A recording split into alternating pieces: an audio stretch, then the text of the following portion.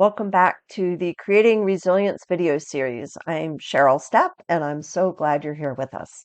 This is the 8th video in the series. We are continuing our journey in caregiver reflection and regulation, and today we're going to talk a lot about reflection and our own self-awareness. Reflection means that you really do understand your emotions and you're aware of what emotion you're feeling in that moment. It also means that you are aware of your own self-talk. As I am presenting this video to you and you're watching it, you're talking to yourself in the back of your head. And as I'm presenting it, I'm even talking to myself as I'm speaking. It's just what we do. So becoming aware of that self-talk, listening to it, and reflecting on how that's impacting your life is part of reflection. The other piece is just really thinking about your body, pausing and taking a moment and thinking about, where's my heartbeat? Is it really high? Is it really low? Is there some muscle that's really tensed? I've noticed in the last few months, one of the things that I do a lot is I clench my jaws. I don't grind my teeth, but I'll sit with my jaws really clenched. So one of my things that I'm doing as far as a reflection is pausing throughout the day and making sure that I'm relaxing my jaw so it's not so tense. The other piece of reflection and really coming to self-awareness is really paying attention to what do you say and what you do when you're starting to go into that back seat or where you're in that trunk. Really understanding your own behaviors and how they can kind of point you in the direction of where you are in your brain at that moment. For example, I have a funny thing with me that I absolutely love ice cream, but I don't crave it until I'm in my back seat. And I could be celebrating something really great and have a really positive, exciting emotion going on, or I could be struggling with something or really stressed about something and have a big emotion that way.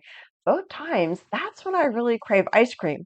So if I'm driving in the car and I'm like, where's the ice cream parlor that I can stop and get some ice cream, I can reflect and say, all right, what big emotion am I having right now? That's how you tie together the self-awareness with your reflection. I also think it's really important to share what you say and do when you're going into your back seat and maybe even into your trunk with other people, people you live with and people you work with, because that way they know when you're starting to go into that back seat and they might be able to offer more support.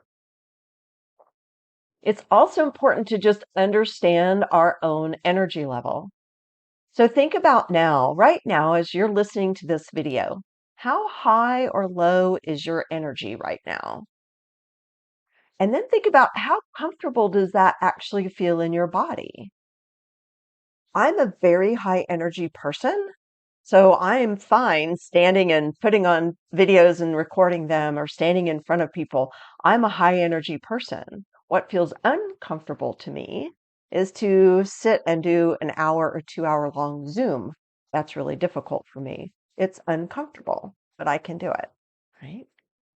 So think about where your energy is, how comfortable does that feel? But then this is another key important piece of information you need to reflect on.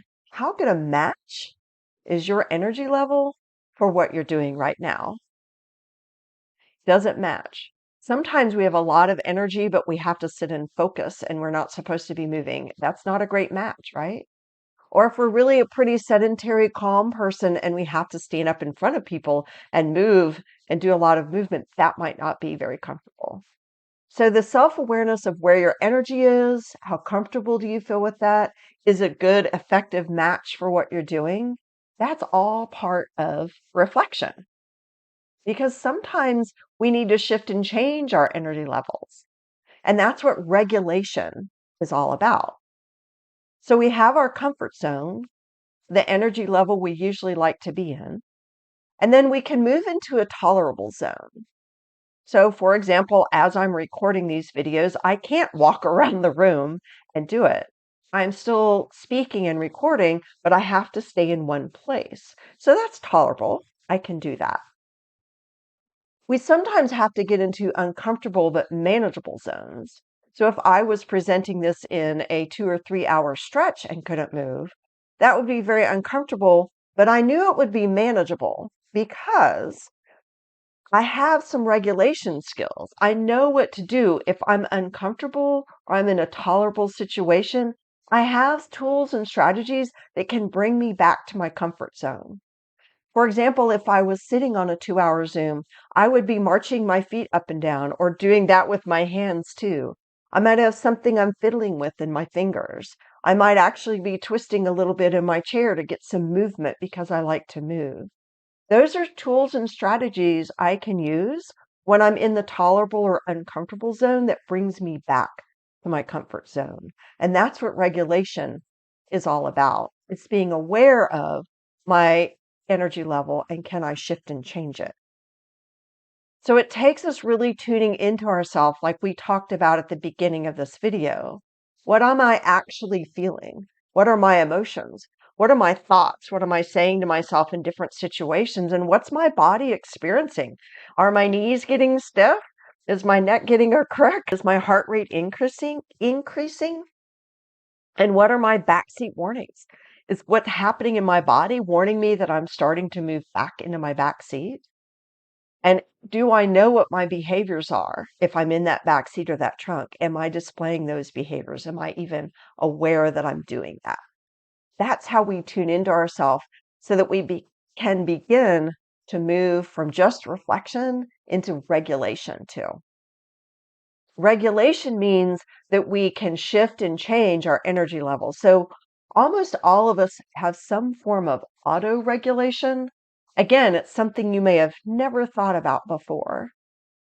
A good example of that is somebody who sits and shakes their leg or taps their pencil. Playing with your hair might be an auto regulation, or fiddling with some earrings or something like that.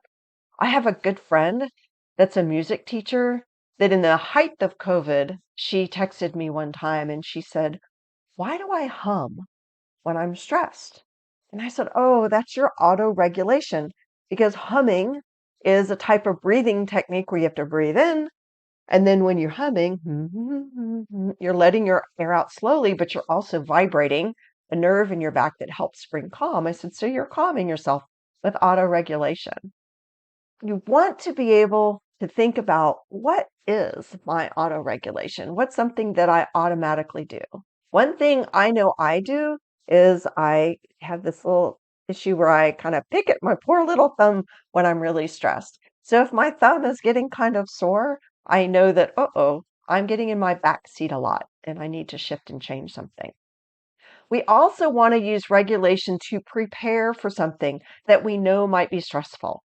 If we're going to have a difficult conversation, or we know that we're going to be around people that sometimes push us in our back seat, we can do some regulation strategies and tools that will help us prepare for that. And we definitely want to use some tools when we're actually in that situation. For example, if I'm in a very stressful meeting, either with family members or at home, I can do this. You do it with me. As I'm sitting in the meeting and no one will know I'm doing it, I can scrunch my toes up really, really tight. Make your toes tight and now let them go. And I can tense my thighs really tight and then let them go. Tighten your stomach muscles, your abs really tight and let them go. And just in the middle of that meeting, I can do some of this regulation in the moment, in that situation. Nobody else can really see me do it, but it really helps me stay in the front seat of my brain. And definitely we want to regulate when that stressful situation is over. We want to move, we want to breathe, we want to do what we need to do. Maybe we need to sit really very still. Whatever it is that helps you come back to your front seat, you want to do to recover. Believe it or not, when I'm done videotaping a lot of videos for this series, I will actually get up and go for a walk, because walking is the best way that I regulate my system and get it back into that comfort zone. So all of these types of regulation are in the moment. They're things that we do throughout the day that we can build into our routine, that when we feel ourselves shifting into that tolerable zone or way up in this unmanageable zone, we know we can use these tools and strategies and come back to that comfort zone. And we're going to explore more tools and strategies in the next video. It's also important to know that you do this in the moment, but we also have what we call self-care, and that's your preventative regulation. These are the things that you might do on a daily basis, whether you feel like you need them or not. So taking a walk or riding a bike or doing some artwork or crocheting or doing yoga or exercise, those are the things that you want to set aside. And you really want to try at least 5 minutes, up to 20, 30 minutes. Some people spend an hour doing these every day. I don't always find that much time to do them, but it's the preventative work that really helps keep you in that front seat longer. It allows movement. It allows you to be really mindful and be in the situation that you're in as you're doing that activity. Self-care is really very important. I don't want you to feel like that's a backpack, that's something else you're putting on your back that you have to do every day, but it certainly does help. If you start to do the quick in the moments and you see the success with that regulation, it might push you to doing a little bit longer self-care throughout the days and find that moment. And it might be that you just find that moment in the 5 minutes when you're driving someone somewhere. Instead of putting on anything on the radio station, you have your favorite songs that you like to listen to that bring you comfort. We definitely want to think about this. We would not let that happen to our phone. So we don't want it to happen to us either. I don't know about you, but when my phone shows me my battery is on red, just I kind of freak out and go get it plugged in. Well, the same thing should be happening for us. Regulation and self-care, it's not a luxury. It really is something that we have to do in our life to keep ourselves in the front seat and to help us respond to other people and build connection and build safety. The reflection question with this video is, what level of energy is your comfort zone? And how does that maybe differ from people you are routinely around? And the action step is to notice and be aware of the need for regulation for you throughout your day. And how are you currently preparing for or recovering from or coping with different situations? Do you actually have some auto regulation that you're doing in those moments that you'd never really paid attention to before? It's that awareness piece. Thank you so much for spending this time and learning more about reflection and self-awareness and starting our journey about regulation. Hope to see you next time. Thanks for coming.